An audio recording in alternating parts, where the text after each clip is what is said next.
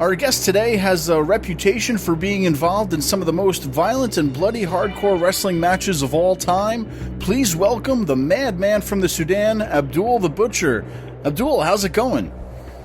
Everything's going good. Where's that guy, what's his name, Sims? Eric Sims, ESS Promotions. Eric Sims, yeah. I want to beat the shit out of him when I see him.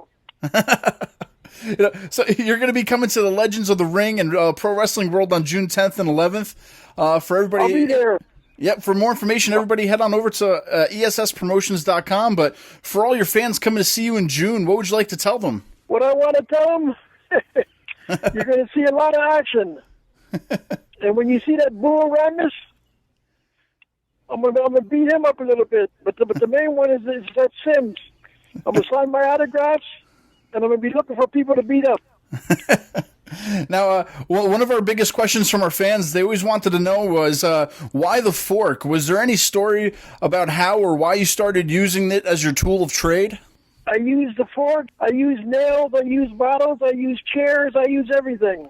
Was there any special reason why you loved the fork, though, mostly?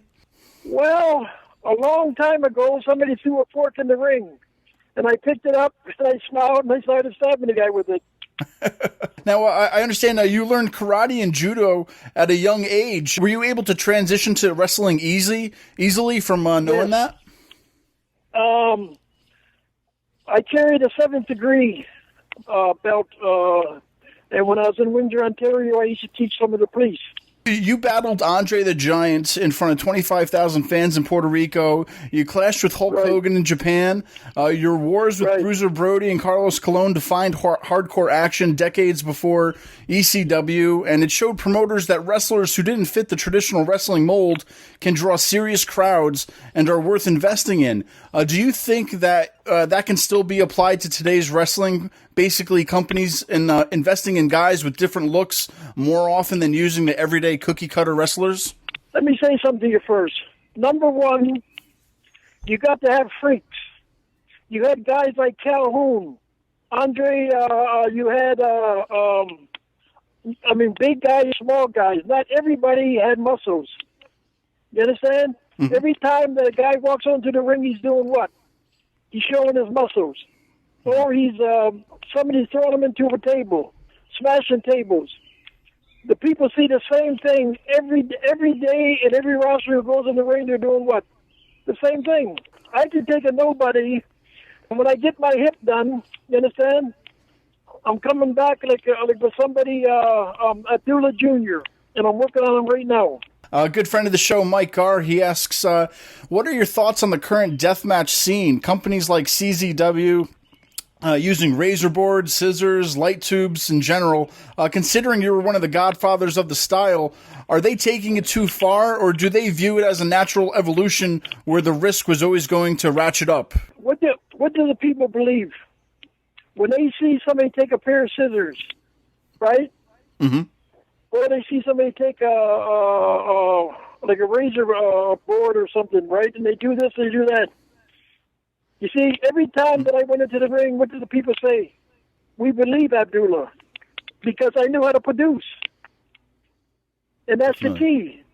You understand? You got to know, it's like Bruiser Brody, Terry Funk, Dory Funk, Andre the Giant, Hogan, all these guys, they knew how to work. You understand? Definitely. They knew what to do.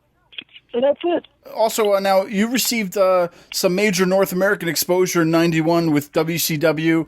You're introduced by Cactus Jack as a threat to Sting. You participated in the infamous Chamber of Horrors match in which you were fried in the electric chair. It had presented you as a monster to a whole new generation of fans. Did you have any memories of that match or something the fans might not know?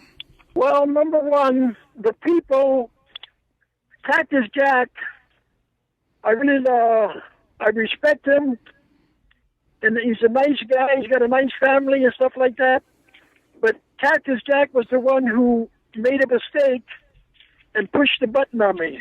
Oh, yeah. But the main part about it, when you seen that match, a lot of people were calling and said, did Abdullah the Butcher really get electrocuted? Mm-hmm.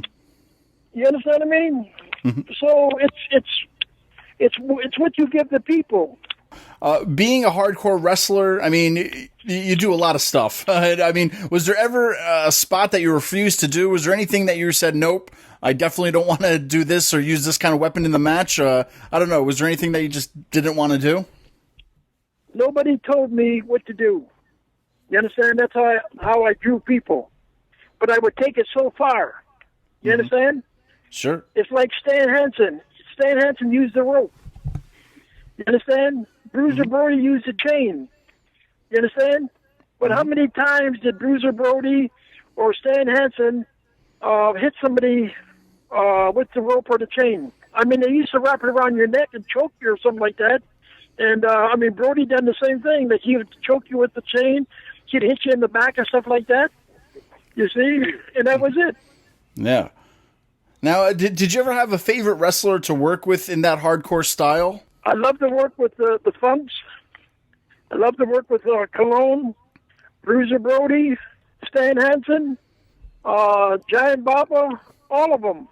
Anybody who I worked with, I don't care if there was a nobody, I could make them. And that's the name of the game today. Sure. And you mentioned the Funks.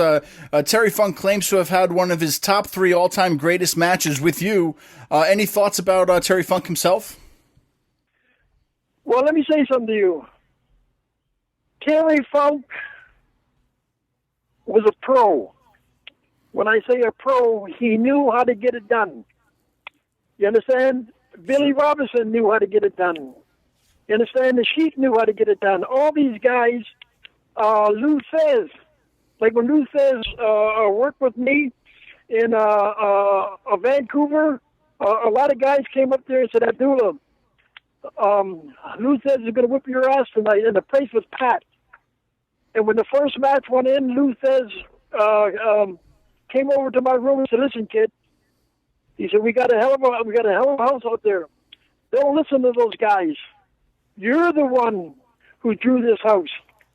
You understand what I mean? Mm-hmm. And we went out there and tore the house down. Then we came back, I think, 2 weeks later and sold it out again. And then like Don Leo Jonathan. I mean, Don Leo Jonathan was, he was doing, Gino Brito, he picked me up and slammed me. And the other guy, he done the same thing. He slammed me and stuff like that. Just lastly, too, what would you have? Would you have any advice for any wrestlers looking to get into that hardcore style? Any words from the great Abdullah the Butcher? Hardcore is a dangerous business. If you don't know how to do it, you understand what I mean? Stay away from it. Thank you so much. I just want to remind the fans out there, June 10th and 11th, make sure you head on over to ESSpromotions.com. Abdul, any last words for any of the fans out there?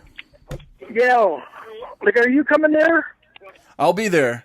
I want to get both of you together and beat the shit out of you. Okay? I can't wait. There you go. All right, sir. Take care. Thank you very much for having me on the air. And take care, okay? Perfect. Thanks a lot, Abdul. Talk to you soon. And like to all my fans, you understand what I mean? Tell them Mother's Day was yesterday. You understand? More power to them. Make sure they take care of their mother and their father, okay? You only have one mother, one father. Take care of them. All right? All righty, Abd. Thanks so much. We appreciate it. All right, sir.